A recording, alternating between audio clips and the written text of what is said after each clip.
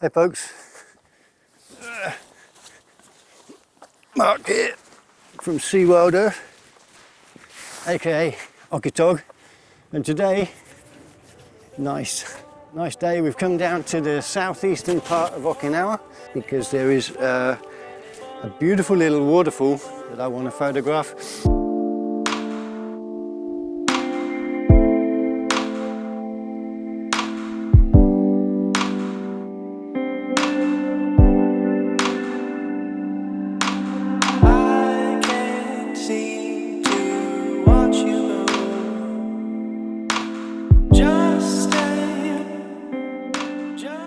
The main thing here is to be very careful with your feet. The rocks are super slippery and it is crazy treacherous. I know, I've just went base over apex. Luckily the camera and the gear are fine, but check out the rocks here. We've got to get down along this very wet and slimy path down to the front there, because that is where the magic is. Just stay one more minute.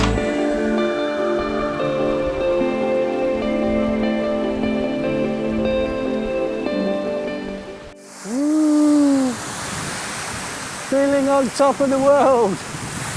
What an awesome place.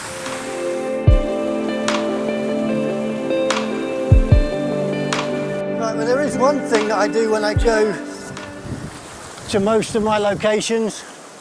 Before I get the camera out and the lens out and start dressing all the lenses or whatever, because the interpretation of what you see in your mind varies to an extent that what you see through the camera, okay?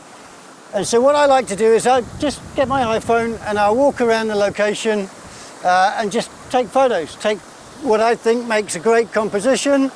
It might work, it might not work, okay? So I'll take it, I'll look at it, and then I can make up my mind if what I saw is what I expected to see with the final shot.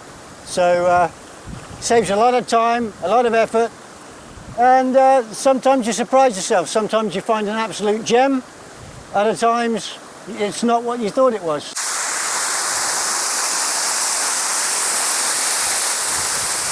But when we come to such incredible locations such as this, I mean, it just, how can you call this work?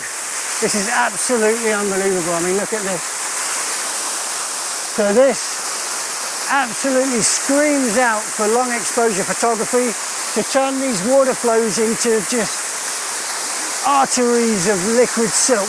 And that's what we're going to be doing today, going from absolutely extreme all the way down to relatively short shutters, just to get a bit of dynamic flow to the image.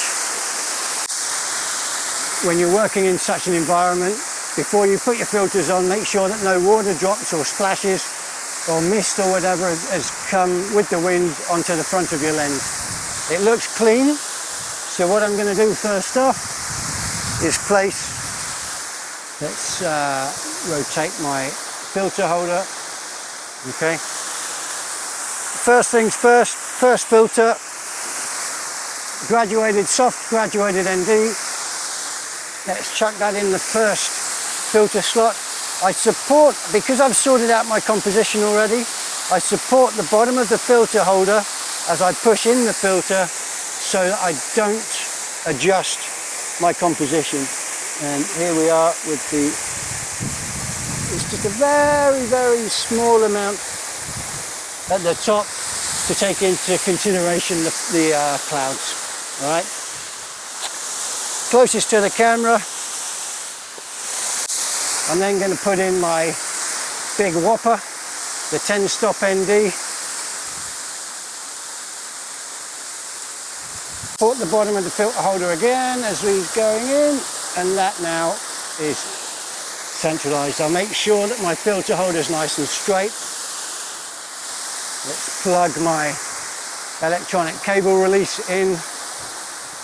Okay, let's turn the camera on. All of the settings should already be in the camera. 20 seconds, f8, ISO 100. Let's give it a whirl. Wow, absolutely incredible. I mean, with such a location, it's hard to miss. I mean, never go home.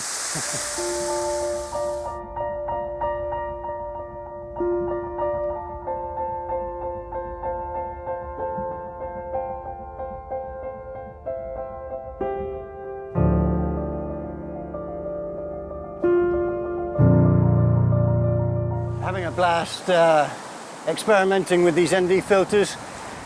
The clouds kind of built up a bit and it's become a bit overcast, which is, in a way, it's a bit of a blessing because that's going to allow me to do something a little bit different because up until now we've been concentrating more on the wider angle, the big picture as it were, with regards to our imaging in this whole series of Photographing Okinawa.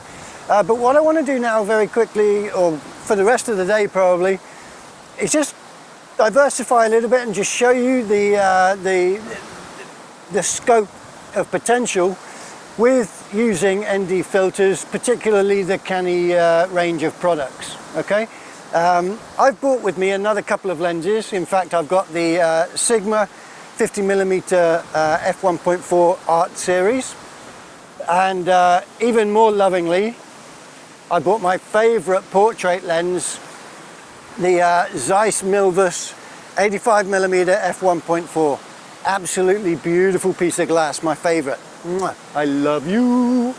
But what I have here also is, with regards to the filter holder from KANI, all right, with the Irix lens that I'm using for my super wide angle shots, okay, that is held in place on the filter holder by this 95mm adapter ring.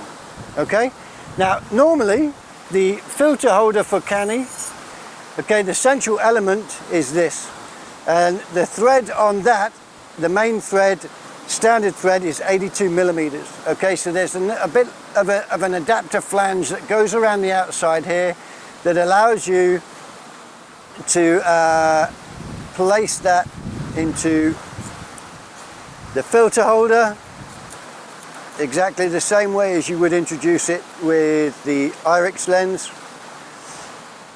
That retaining nut screws down, okay, and then you've got the option to fit that to an 82mm fitting lens. Now both of these lenses, the Sigma and the Zeiss, a 77mm filter thread. Okay, so what you have when you get your with the KANI filter holder, you get a bunch of step-up rings.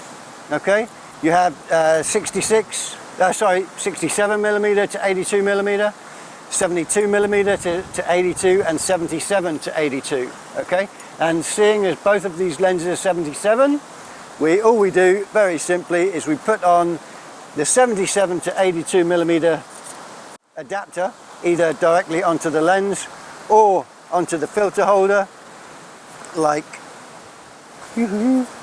so.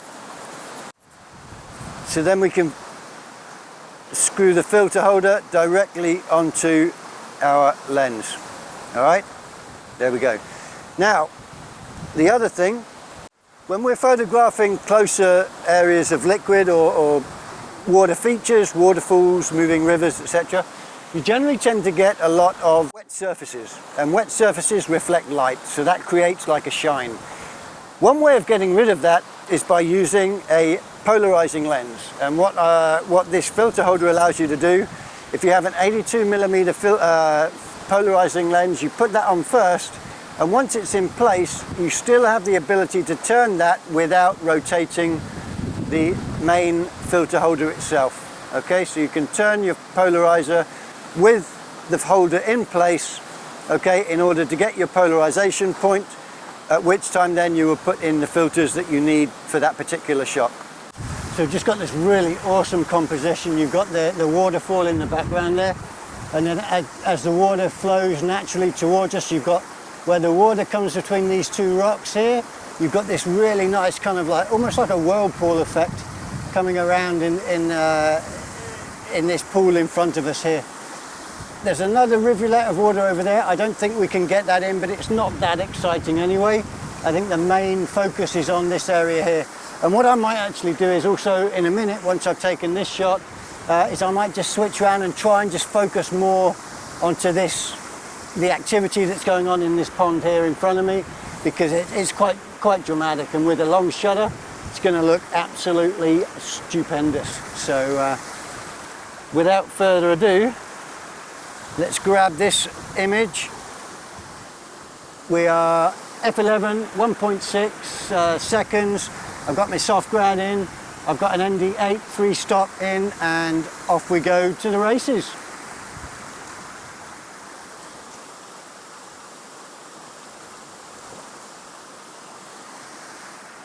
It's as simple as that, folks. It's absolutely awesome. Beautiful image of a beautiful location.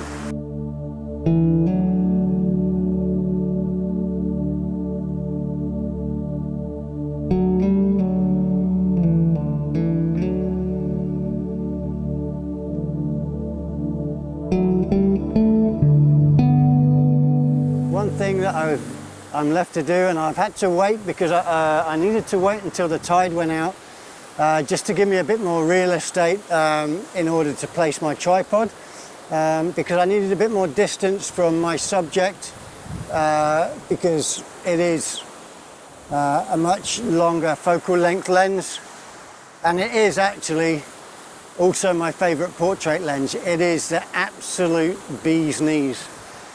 It's what I call the big gun. It's the Carl Zeiss Milvus 85mm f1.4. It is absolutely beautiful. If you want to see one of the results from this lens, check this image out here. Shot last week on a model portfolio shoot. Beautiful, beautiful lens. 77mm filter thread, so I've used a step-up ring, 77 to 82, so that I can then use the KANI filter holder with this lens. All right, the composition that I've got, it's very simple. It's actually landscape as well. We'll go on to site and I'll explain a little bit more about it. It's going to be awesome. Well, we've got the big gun firing now. Got the Zeiss Milvus 85mm f1.4, and I've just got a section of this waterfall, the lower part of this waterfall, and it just looks absolutely astonishing. What I'm actually going to do, because I've only got an ND8 3-stop on there, but what I want to do is put it through its paces and do different shots with different strengths of neutral density. I've set my polarization point, 0 reflection. It's looking absolutely gorgeous. So f16 at the moment, 2 seconds, ISO 100, 2-second delay timer. There's a little bit of wind, but not enough to shake this heavy lens here. Super rigid legs, and that is just looking absolutely fantastic.